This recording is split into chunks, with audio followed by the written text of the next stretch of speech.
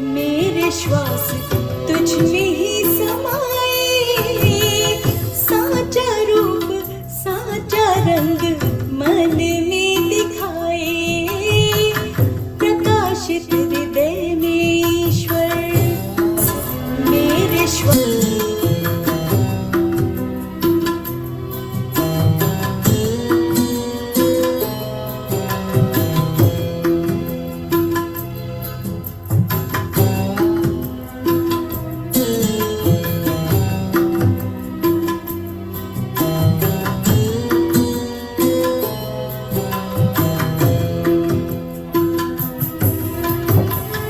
तू अनादि तू अनंत, ध्याय ऋषि साधु संत।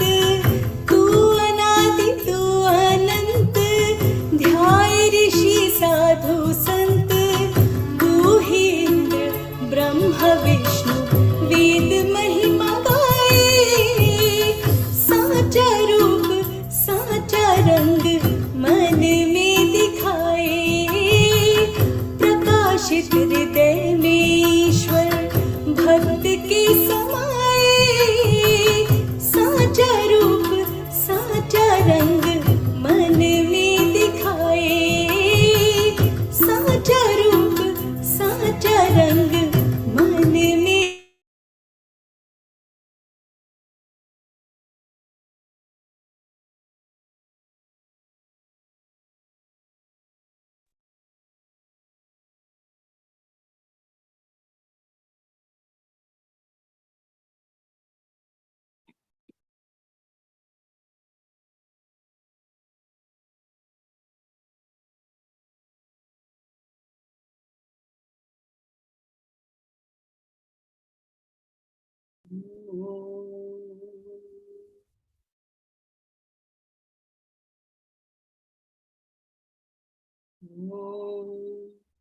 सहना भवतु सहनौ भुनक्तु सह वीर्यं करवावहै तेजस्विनावधीतमस्तु मा विद्विषावहै। ॐ शान्ति शान्ति शान्तिः।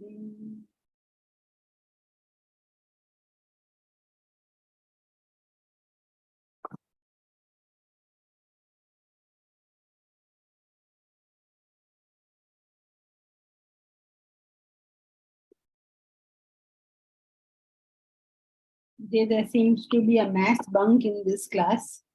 I don't know what's happening, but now that there are few of us, why don't you all put the videos on so I can see you all.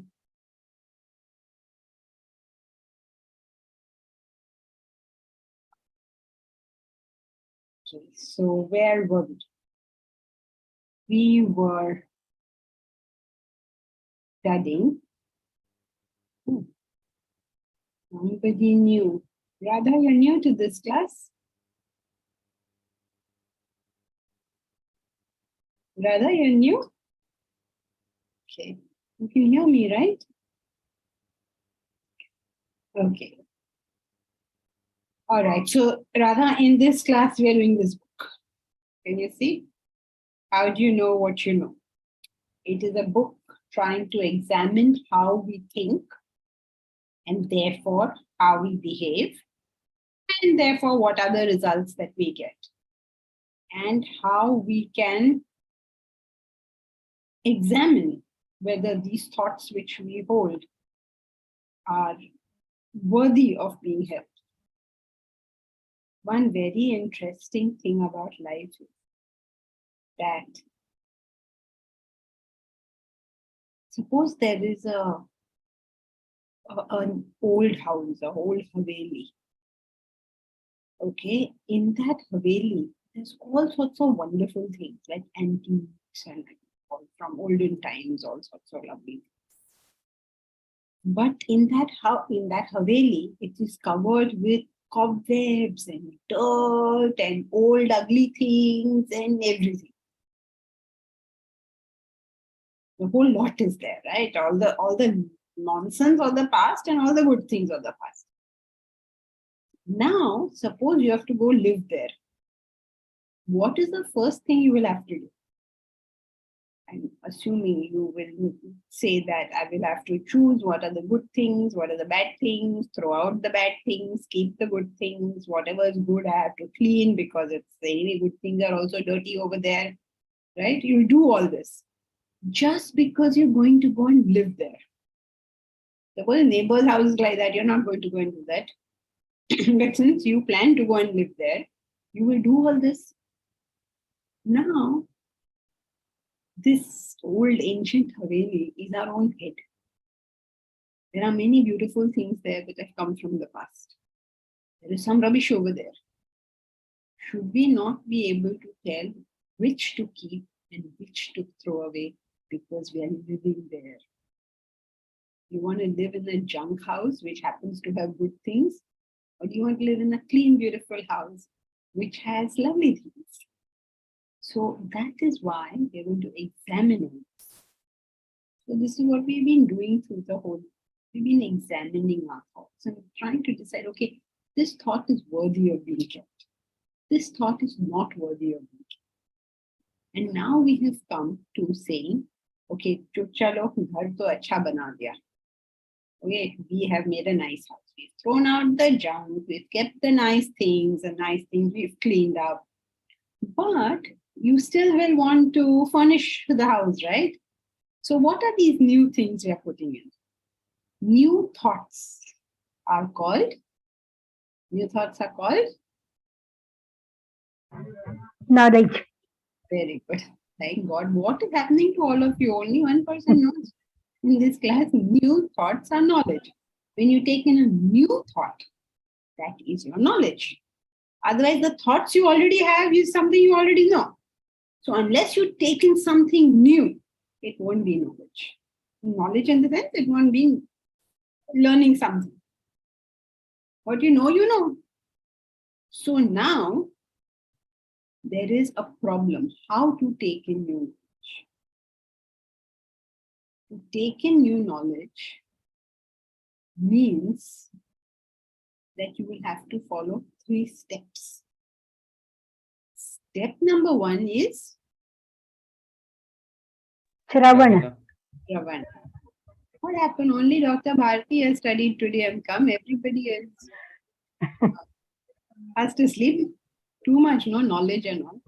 You know, this one of the TV channels, they approached us to have content to publish show on their television. And of all the content to be chosen, they chose this chapter. So poor Mahesh has been horrified. He's saying, this one of all of them? And he tried to convince them, no, don't do this one. Because we are actually on the 9th chapter of the book, right? So now we have to learn something new. Assuming you have sorted out your old thoughts, now we have to learn something new. To learn something new, you have to take in knowledge, take in information. If you do somehow manage to take in information, will you have learned something new? No. No new learning will take place, because how do we know that no new learning has taken place? No change in the personality. Oh, wonderful, Deepraj. He's doing karma. So notice karma is a great purifier. No matter how much you talk, unless people do karma, nothing goes in only. 9, you have to give you also some karma. I have not seen you been doing any karma. Deepraj, you get all of 9 also. Give him some jobs. Deepraj has a whole bunch of jobs. He's got pending jobs. Okay, so to learn new knowledge,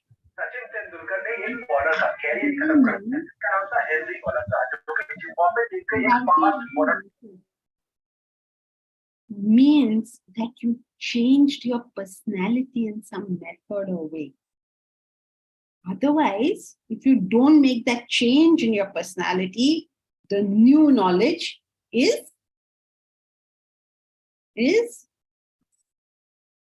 Information. very good. Today, everybody is doing very well.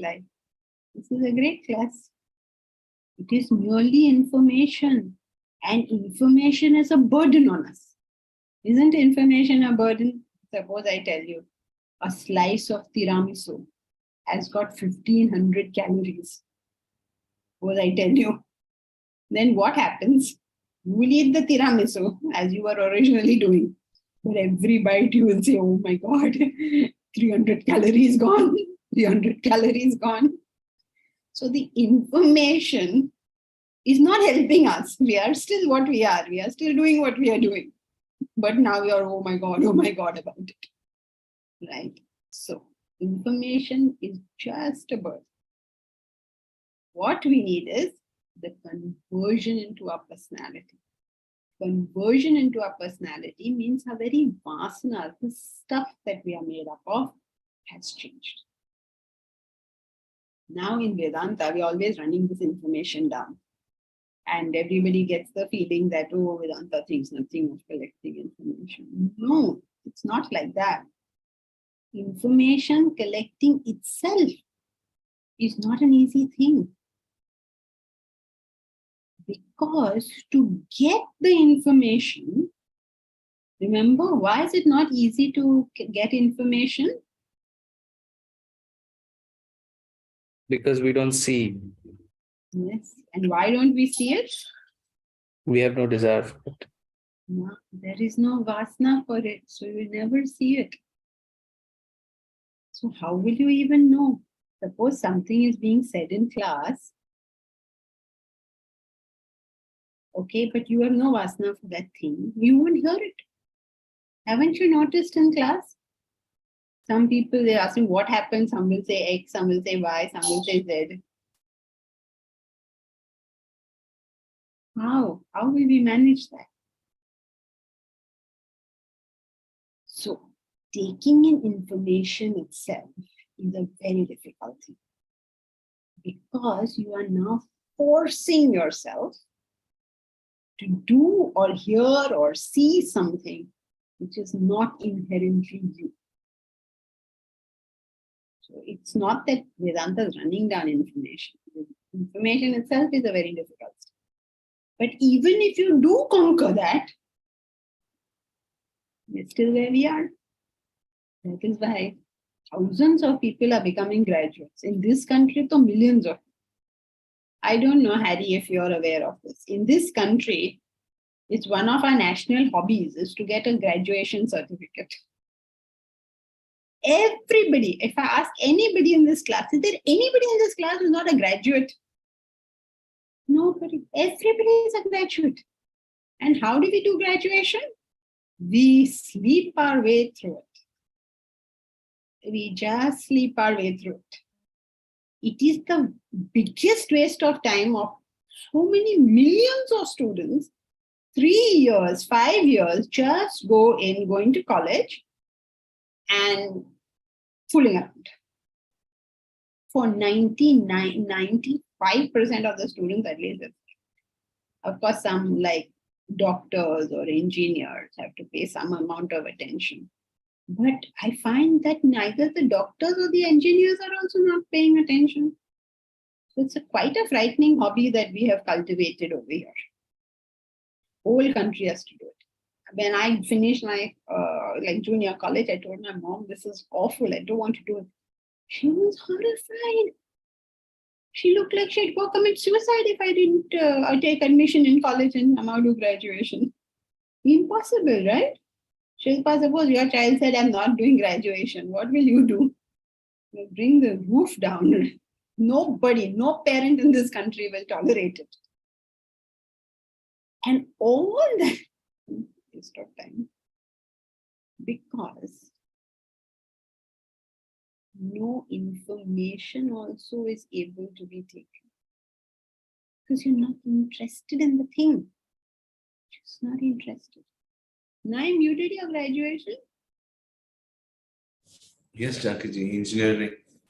In engineering. Okay, so you're forced to pay some attention, at least I think. So everybody, I can ask any random person, anyone I ask, they will say, yes, I've done it. We all in the whole country has done it.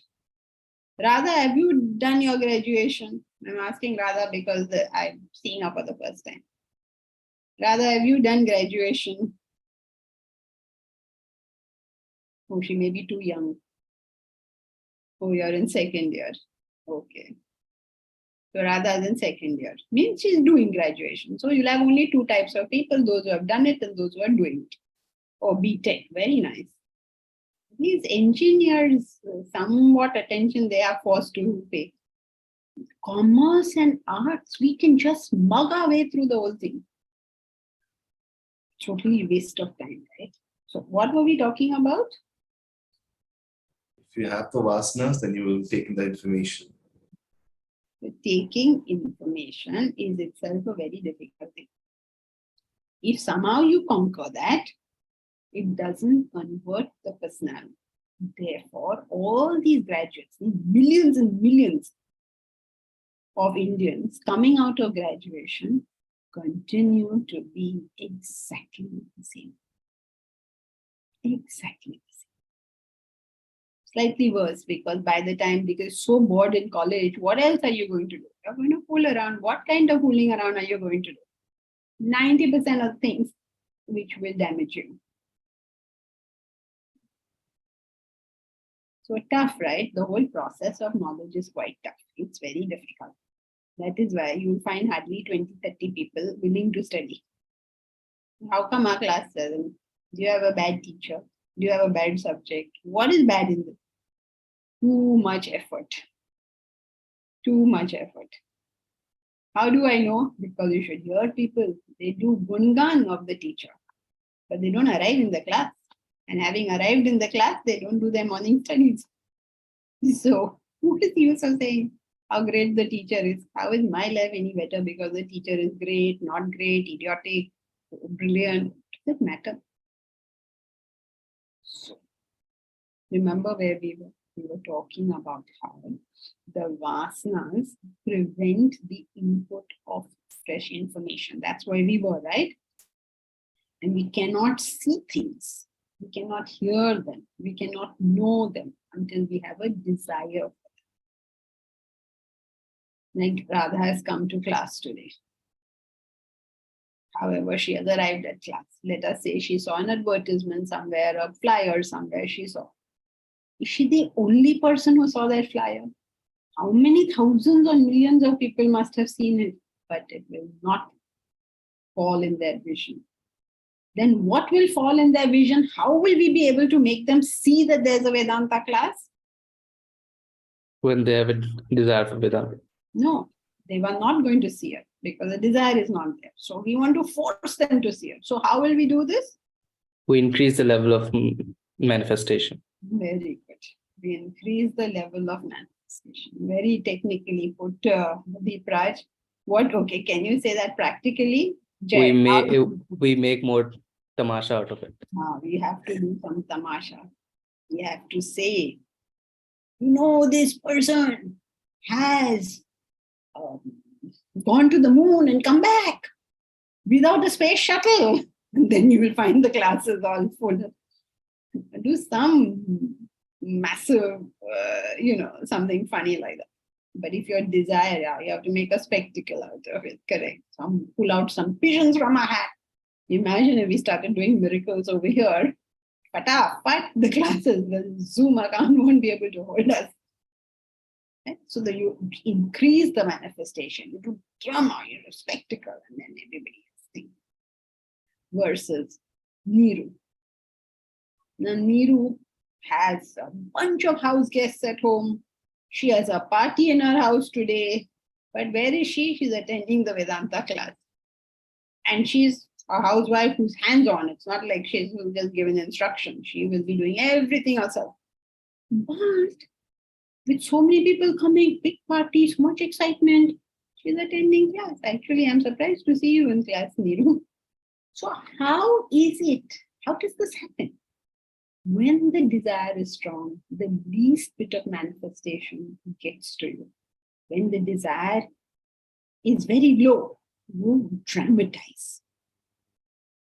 That's why people, if we come to a class, and then Deepraj will say something like increase manifestation. Then says class, I can't understand what these people are saying. But then same idea, if we show as a drama or as a movie or something like that, then people will begin to get what we're talking about. So the first difficulty we encounter is that to gain new knowledge, by definition, is you don't have the vasana for it. Otherwise, how will you gain new knowledge? I mean, it won't be new, right? So that's your first difficulty. And the way we count it is countered usually is by increasing manifestation, as Deepraj says, or to put it more practically, as Momita says, create a spectacle around it. Like simple example, right? So if you are interested in drinks, you will know exactly in which friend's house which bottle is kept. If you're not interested in drinking, you will notice it only if there's a group of drunkards and they're making a lot of noise. Because then you notice the drunkards, then you notice the noise, and then you say, okay, it's because of that. So you see, it's nothing to do with knowledge in that sense, but in terms of anything. So far, so good. Jankiji, Yeah, Manan. one minute. Sometimes language is very tough, difficult to comprehend. No? So those who are attending first time, you say, what is this? I don't understand anything. It's very not easy to understand. That could also happen. Yeah, that could happen, but I mean, like that, if they were deaf and they couldn't hear, then also they can't take. But we're not talking about those kind of things, right? Okay. We are talking about assuming that you can hear, assuming that it is being said, you still cannot get it. I mean, otherwise, like that, if you start thinking of all the reasons, then there'll be so many. Okay. So now let us proceed. Yes, Mukesh, you had something? Hi, good evening, Rankiji. Just a quick note. If you have you were mentioning that why would example take Vedanta classes, why do people attend? Because they go vasana for it. So say a person starts attending and then after a while they think, this not, why does that happen? Is there an answer to that? Yeah, of course. There is always an answer. So we may know it or not, but the answer exists. Because they get bored with it. And they get bored with it because when you have an interest in something, you approach it for the first time, then it is entertaining. Okay, oh wow, oh really? So the first few classes, oh, very nice. But if you don't put in your own effort, if you've come merely for the entertainment, then after some time, any contact doesn't give that entertainment, doesn't give that instant joy. And so you give up. I mean, then, you say, oh, this doesn't work for me. What doesn't work for me means you didn't work for it.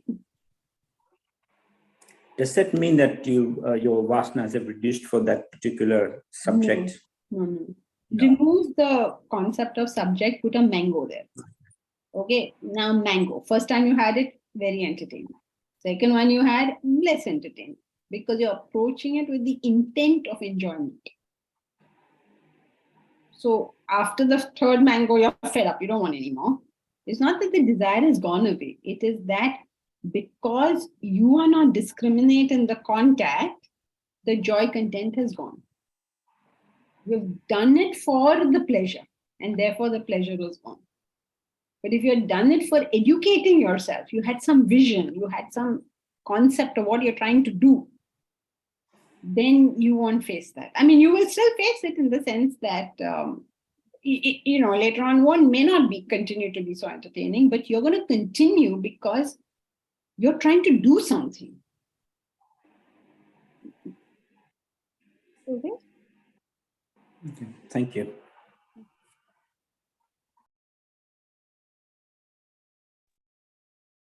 Yeah, Momita. Also, Shankaji, it could be because we don't want to see that it is we who need to change. It doesn't fit in, what we learn doesn't fit in with our earlier ideas about how we are good judges of others. And others need to change and we can teach them. Mostly in the spiritual set, this is something that I've noticed. Yes, that is true that we all believe little bit we learn, we all believe we are so wise and wonderful, and why is the rest of the world not listening to us and generally following our wonderful advice? Yes, that does happen, but that does not explain why the person does not study. It is more to do with they are not enjoying this anymore. If you see an animal instinct is always towards enjoyment. That is the base instinct. So whatever seems enjoyable, we will proceed with doing that. See, now Radha has come to class first time today. What will make her come next time, if at all she does come? There's only one thing. Her friends, her family will say, oh, you went to the Vedanta class or the how do you know what you know class. Did you enjoy it? That's what the question is. Because that's all people are interested in. Was it enjoyable? Was it boring? You see, that's all the interest levels are. And therefore,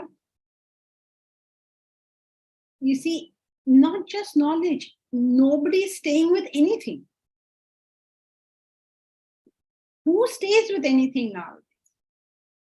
If you see everybody is constantly shifting, not because they have to, but because they no longer enjoy whatever it is they're doing. If they have to, that's a different thing. But they can't do it. They can't stay in a job for more than 6 months to a year. They can't stay in a relationship more than 6 months to a year. They can't stay with any type of clothing for very long. They can't do it because it's the constant pursuit of happiness. And that creates this disillusionment with life, because how many times will you change and how you never find anything, then you're finally fed up and then you'll say the world is terrible. Versus when you work with an ideal in mind, when you work with a vision, then it just grows on you. It becomes more and more entertaining. You'll say, what a wonderful world this is. But if it is all enjoyment driven, everything, even spirituality is enjoyment driven. They say even charity is enjoyment driven. So ask, why did you do that charity? I felt so good. Or charity, social work, volunteer work, all enjoyment driven. Now, when people volunteer with us and they don't enjoy a particular job, they say, I don't want to do it. Why are they saying I don't want to do it? Has the cause lost its value? I'm not enjoying this.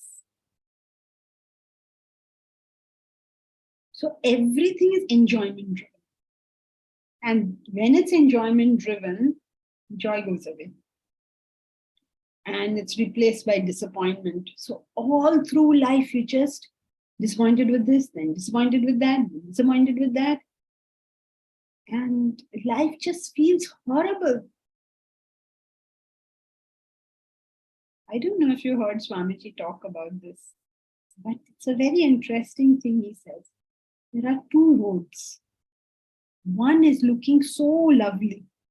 It's nice asphalted road, nice concrete road, beautifully tree lined, and it's a beautiful road. And the other one looks like a terrible road. Which one will you take? He says, if you could understand that it's that terrible road which you have to take, you don't need any scriptures. You don't need any knowledge. You don't need anything. But we don't understand it's that terrible road you have to take. It is the easy road that we will take. the joyful road that we will take, the beautiful road that we will take. But the problem is, this beautiful road is going to become this ugly road, and this ugly road is going to become that beautiful road. But who will know this? You cannot look at it and know. Only knowledge can tell. Only knowledge can tell you what is going to happen in the future. When you have scientific knowledge, you understand if I do this experiment, then that result will take place. Science tells you that with reference to objects of the world. So all knowledge is designed to tell us what is going to happen in the future, because all knowledge pertains to cause and effect. So we don't understand all this. Huh? None of us want to. Left to your devices and my devices, where will we put in all this effort? So nobody wants to put in effort. Nobody, I mean, it's instinctive, right? You give anybody a choice. Do you want to eat a gulab jamun or do you want to study Vedanta treatise? What will they say? They give me gulab jamun. Anybody will say that, right? So it's so instinctive for us. Suppose I show a young girl, suppose Deepraj. I show him one girl. She's very pretty, very nice. The other one is not so good looking. Who will he propose to? He obviously propose to the good looking one. But this good looking one is a Rakshasa. And that not so good looking one is a very nice, sober, decent life partner material. But is he interested? No, that one is very good looking. Not Deepraj, but anyone. It's a 9. 9 will say, no, I will take that one.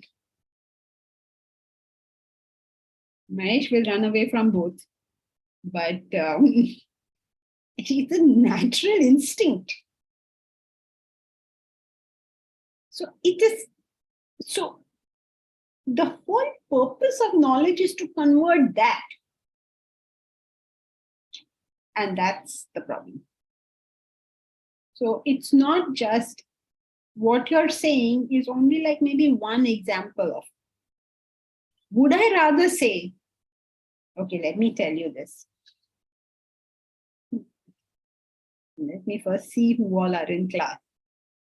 One of the students, not students, I don't know, one of those who believe in Vedanta, let us say, students, called me up and told me about a fight she had with her husband.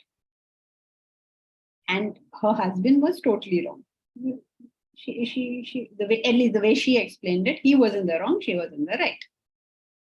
It's possible. So let us take her word for it. He was in the wrong, she was in the right. Now she is sitting and crying. She wants him to change the way he is.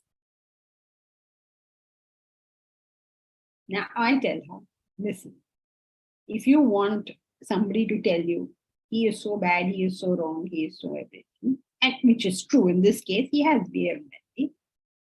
He's not a bad guy, he's a nice guy. Generally, they're a nice couple and all that. Just in this case, it's his fault, not her fault. In this case, in other cases, it's her fault, not his fault. In this case, it is his fault. She says, but I didn't do this, and I this, and I this, and I that, and I that. Now, when she is thinking of that problem, in her mind, there is nothing she's doing. And in the external situation, there is nothing she's doing. What will make her understand what she's doing? Can't, no? Somebody makes a mistake. You sit down and keep crying and disturb people who are doing something useful in life.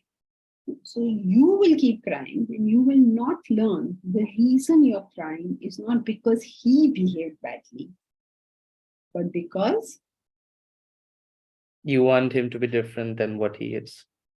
I am not able to detach myself from this behavior of his. See, I am not crying, right? I heard the whole story. Am I crying? I'm not crying. Why am I not crying? Because he behaves badly, so I kya karu? Let him behave badly. Correct. So, all the person's bad behavior is not going to disturb me if I have decided it's not going to disturb me. Right? Now, where will we, which of us is going to find the flaw in myself? And why not so entertaining to talk about the mistakes of others? Don't we all love it? The more we can talk about how bad somebody is, the better we all feel. That's a universal love for gossip. Because he's so bad, implication, I'm so good. Sometimes it's also the opposite. Sometimes it's entertaining to talk about your own flaws to others. Like, I'm so bad. Yes, that is usually health related. Oh, my health is so bad. My stomach hurts so badly. And if anyone dares say I had a stomach operation, you won't talk to them again. Because how dare they have a worse problem than me? So, yes, you're right. It is entertaining to talk about our flaws. You know why? Because then we don't have to work on them. Very good. Because we don't have to work on them. Excellent.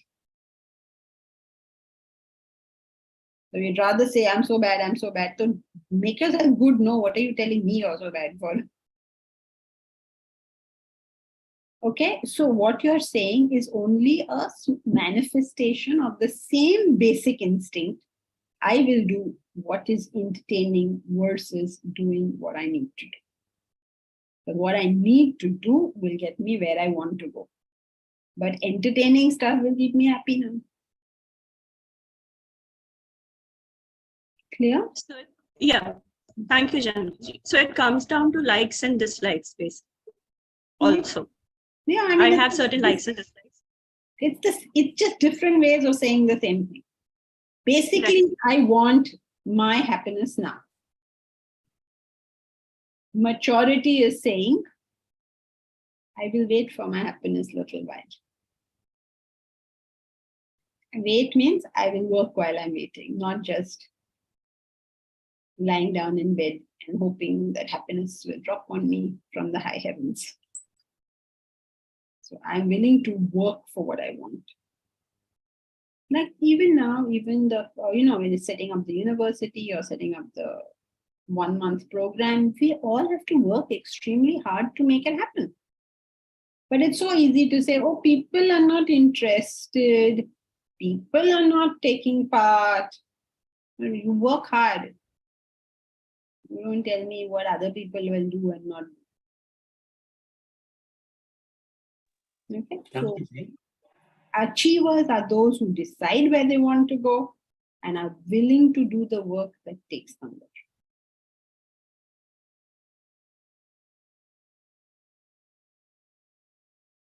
Yeah, go ahead. Chankiji, you mentioned that knowledge is when you make a change in your personality. Now we see, especially now the young generation, they watch a lot of these games and they're basically all violent and that, but their personality does change because what we hear in America and things, children shooting, going to schools, and so have they actually, is this knowledge? Yes. Because that's change, made the personality change in them? That is real knowledge. This our Vedanta knowledge is no knowledge because it's only information. But they took the knowledge, they stayed with it 24 hours and they did that until it became them. That is knowledge.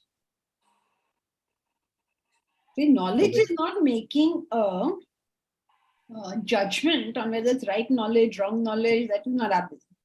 But has it converted? Have you taken in information? Means have you converted your personality to that? And can you convert? Not can you convert? Does your personality convert even though you don't have the vasanas? No, you wouldn't play these violent games until you had the vasana. Like you won't play tennis unless you had the vasana. But suppose you go on playing, you'll eventually end up at Wimbledon. So similarly, you had the vasana for violence and you fed it and nicely fed it. And it grew big until you became a violent person yourself. That is why it's so important what in us we are feeding. Go on feeding something negative, you become negative. So yes, Thank you. that is how their personality converts, by the repetition and repetition and repetition on negative things. Is that true personality? Is it the true nature? I don't know if you call it nature. I Yes, mean, at the child moment born they in a made body. it that. You're talking as if nature is something fixed. You are constantly fiddling around with your nature.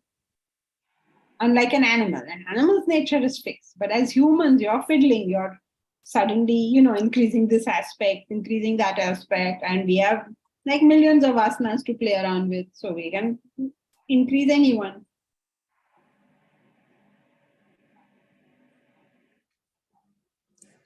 So being with people of for example, Vedanta, people who are studying Vedanta or other philosophies, it does grow on you. You can change your personality. Of course. You have to change your personality. You change your personality. I don't know what you mean by that, but you have to learn to direct your personality. Yeah. It's not like, if you're a pharmacist today, you change it and you become I don't know what, an astrophysicist or something. You don't have to do something like that. Yeah, it's an effort, basically. You have to make an effort, whatever you do. Okay, thank you. Yeah, Deepraj. Relating to Mukesh's point, I mean, a vasana for violence doesn't necessarily lead to a person going in a bad direction. I mean, all the soldiers fighting for India, they also have a vasana for violence, but they're using it for the benefit of the country. Ooh, don't say that, please. Don't call it a vasana for violence. It means they have the ability to fight. If they didn't have that capacity to fight, violence, that word itself means you're doing something wrong. So, Okay, so a vasana for aggression, maybe then the right word. many of these military guys are extremely gentle souls. I don't know if you met them. They're so gentle, you wonder, how did this man go to the thing and fight? And so Because how, like, capacity to engage in war or engage in a battle or engage in a fight. then doesn't that stem from like a desire to like fight, like that aggression is what I'm talking about. It stems from that desire, or Not necessarily. Well, Rama always carries a bow and arrow. Does he look aggressive? I mean, he is the Avatar Purusha. We can't talk about him. Let's talk about Lakshmana. No, but all these guys were great. They're not necessarily aggressive. There is a capacity to engage in warfare or in the martial arts. That ability they have. If they use it negatively, it's called violence and fighting and all that. And if they use it positively, it will become patriotism, defense of the country. Okay, so I had a bad choice of words, but my point was that ability does, like, it can lead to negative and positive aspects. Like all things, yeah. Your interest in Vedanta can lead to negative and positive. I mean, all these guys who are now in jail, okay, for being these Bhongi sadhus or whatever you want to call them, like fake religious people. Why are they a fake religious person? Because they have some interest in the subject, but then they realize that, they can use it for personal gain and whatever. Otherwise, there could be so many different things they could have been fakes in, right? They could have started a Ponzi scheme. They could have been like, they could do so many fake things, but they chose to do it in this field. That means some interest is there in this field, and then it is used negatively. Also, another point relating to the games. I mean, they can use this. I mean, the people who play violent games, this one could say that they have found out a way to channel this side of their personality. I mean, they later on go on to make even other games and stuff like that. I mean, we can say the same thing about people who Yeah, make yeah, horror yeah. movies and Yeah, stuff yeah, like sure. that, Sure. who have used this part Yeah, for of course. yeah. And some, I mean, games are not bad things. Games are good things because they are also a training. It's like, I mean, it's like if you're learning to be a pilot, you use simulation, right? So the games help you in coordination, this, that, and the other. Sometimes for elderly people, they give them some of these games to play. I mean, not the violent ones, but they give games just to keep your mental alertness, your speed, your, your reaction time. So here all depends what you use these things for. Everything is a matter of what are you using it for. Mamita, according to many studies, however, violent games do not train players to commit violence. It improves their visual recognition and spatial manipulation skills. Just covered that. One of these famous charlatans ran away from a mission where he was training to be a monk because he found it too hard. Yes.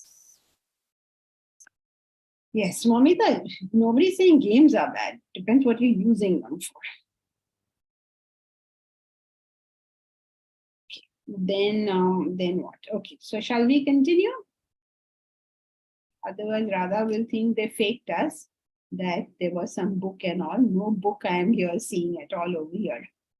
So let us read some more of the book.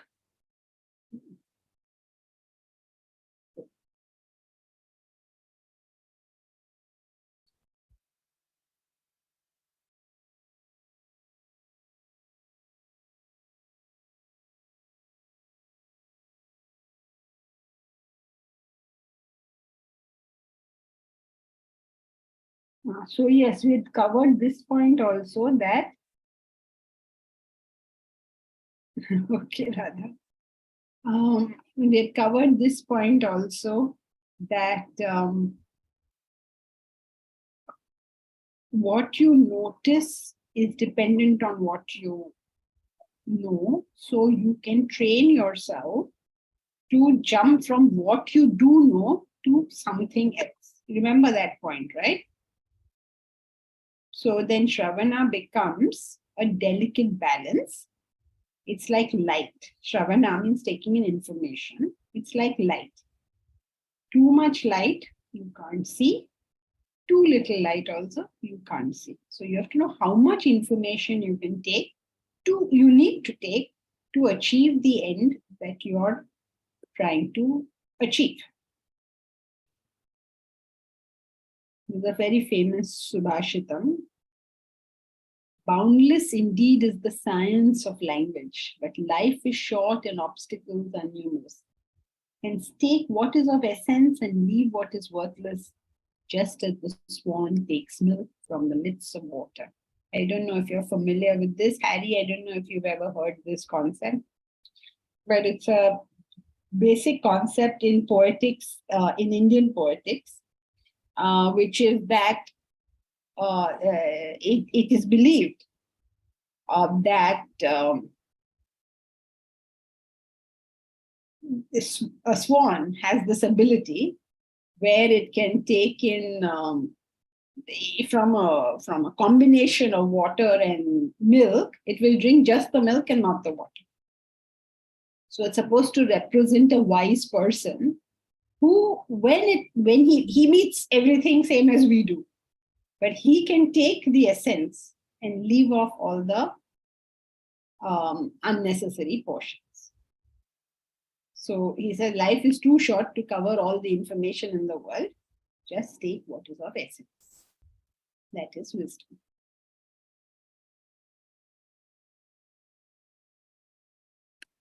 All right. Joining the dots. I hope this whole subtopic is clear. I think we've discussed it fairly in detail now. So go to the next one, joining the dots. When one looks up at the night sky, one sees different things. Someone sees a dog, another sees a bear. They join the dots of the stars and see various creatures and sights. हाँ मुकेश पापा ये मेरा बुरा बनाया है कड़ा का बास जरा बाहर दे देंगे Radha, you हंगा know, मेरा कॉल दे देख फिर कोई बढ़िया जा हेलो बंद कर रहा है cut Radha, you're not muted. When one looks up at the night sky, one sees different things. Someone sees a dog, another sees a bear. They join the dots of the stars and see various creatures and sights, both real and mythological. You know this, right? Every culture has its own reading of the stars. Someone sees a great bear, someone sees the Orion, somebody sees whatever, so many different things, the hunter, whatever. When you look at the sky, you're joining the dots, right? How do you say that this is a great bear? Because somehow in your mind, you join the dots and it looks like a bear to you now. Sometimes you see mythological characters there. Like with the stars, different people see different pictures in the world.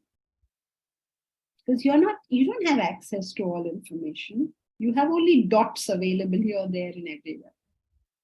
And so, just like when we look up at the sky, somebody may see a prince there or whatever, even in the clouds, sometimes you say, I see this or I see that.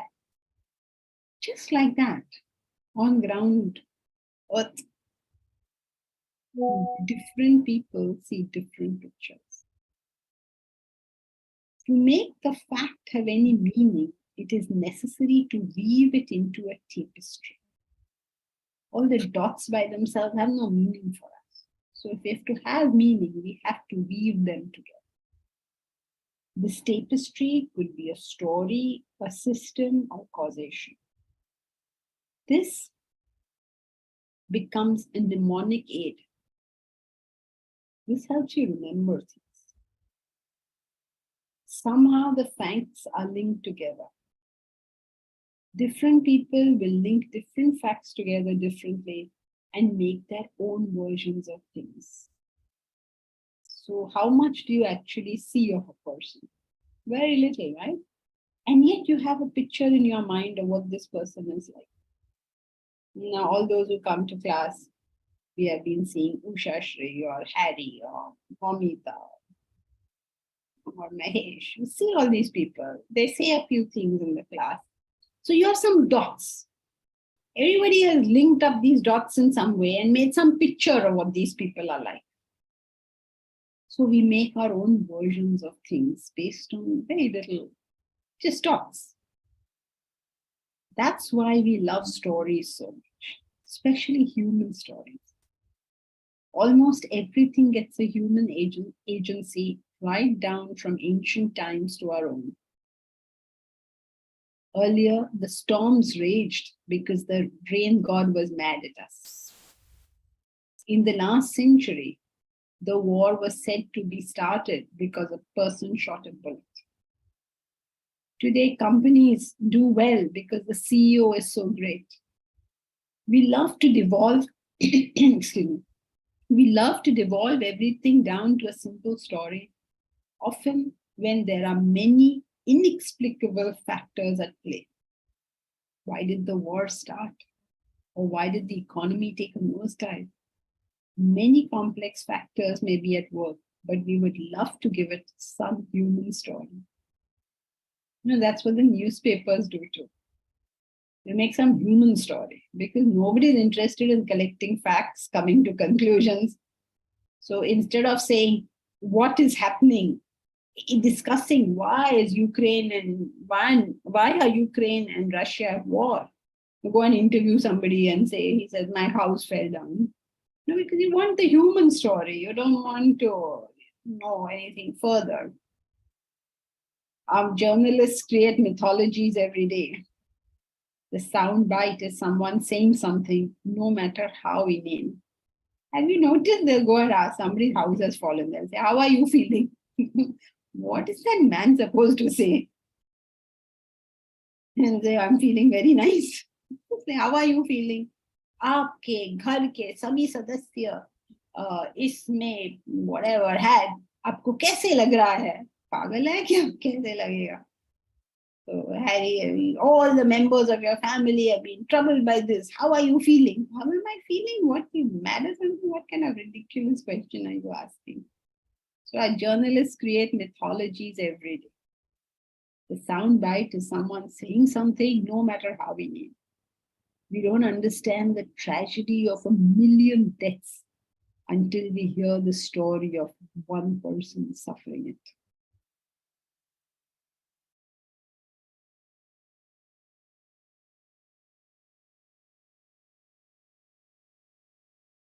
We must make a superhero Vedanta man. Okay, all these jobs are coming to you one day, Deepraj.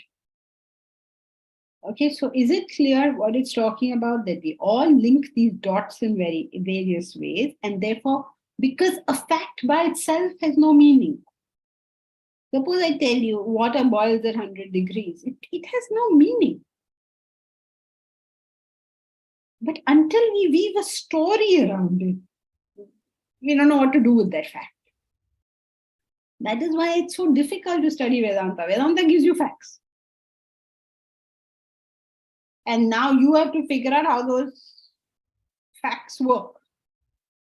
But if you really figure it out, you can really get to the facts, if you can understand those first principles, the most amazing thing, because then you've understood how everything works. And then you can slot it all into place. But we don't want any of that. We just like one story. Tell us a story. Stories are nice. Some people look at the world and have no reaction. They are merely watchers in this world. They see things, there's no reaction. They're watching what is going on. Like on the street, somebody's fighting, there's a car accident. And Harry, does that happen in America? Over here, something happens. Everybody's coming and standing and watching. Because what are you watching for? Are you going to take any action? No. Let us watch what is going on. Two people are fighting on the road. There'll be 100 people watching them. Why are you watching them? We like watching. Suppose there's a noise outside the window. Everybody will run to the window. What happened? What happened? Are you going to do anything about it? No. What are you doing? Watching. So some people are just watchers in life.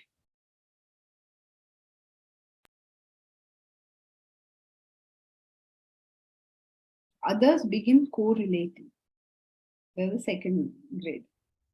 Others beginning correlating. So their fight is going on. So they are thinking, oh, why are these people fighting? There's something going on. There's some correlation. But this correlation may be meaningless. So you see two people fighting on the road. And you make your own story. Oh, they are like the Montague and the Capulets.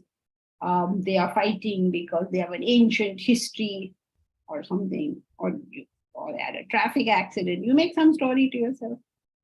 But this correlation may be meaningless, but your correlations may be completely incorrect.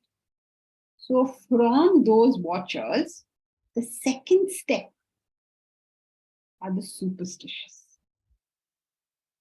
That the correlation may be meaningless. This type is superstitious. Their beliefs are groundless. Any idea is correlated with any other idea pretty much randomly. Okay, so type 1, they watch. Type 2, the superstitious. Kuch bhi karan, kuch bhi, attach anything to anything. Give me examples of attach anything to anything. My exam went bad because I didn't speak to my mother well yesterday. Okay, very good. Yes, I didn't speak to my mother well yesterday. My exam went bad because it didn't rain. Only if it rains, it's auspicious. Nonsense. So Every time my father asks me to get out of the room because if I stay in the room, the batsman is not going to hit a sixer. okay.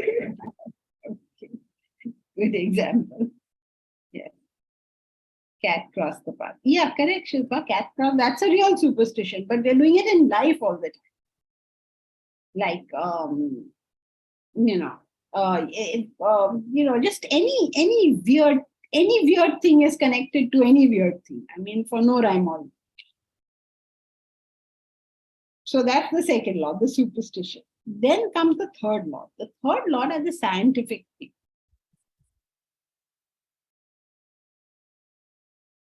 Others correlate facts based on some reality, some causality. These are the men of science who know much more and synthesize the knowledge, the world into predictable patterns. That's what scientists do, right?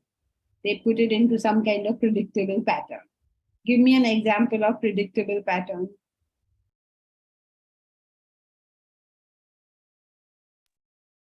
You let go of something and drops to the ground if there's nothing in between. Gravity. Love that. Simple predictable pattern. When you put on the Zoom thing, you put the number, you put the password, Zoom will come on. That is what science does. It makes predictable patterns. You press this number, and all these numbers, and then you will speak to 9, assuming you have his number. The predictable pattern, and that is what science does. So predictable. So how do you get predictable patterns? When do you get predictable patterns? When you're the scientific type, you actually investigate into the causal effects. Yeah. If you know the cause and effect, you have a prediction. If you don't know the cause and effect, you don't have a prediction. Let me see what's here.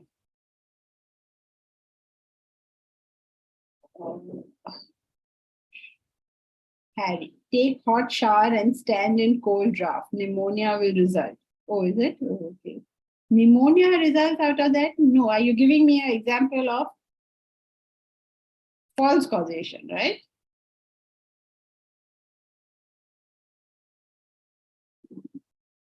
What is woman Nilofer? I didn't. Harry, yours is a false causation, right? Pneumonia is the cause of pneumonia, as far as the scientist is concerned, is The virus. no, whatever bacillus or virus or whatever it is that is supposed to cause. So once you understand causation, you come to predictable patterns. So 3 types we done today. That's going to study more. Type number 1, a watcher. He still watches, sees what's. Type number 2, he makes correlations, but incorrect. He or she, both. And third one is a person who understands causality. And therefore, he can do this correctly. He can attach cause and effect correctly. Okay, so that's it for today. We'll continue next time.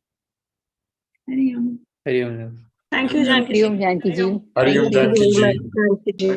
Hari Om Janki ji. Hari Om. Hari Om, Janki ji. Thank you. Hari Om. Thank you. Thanks.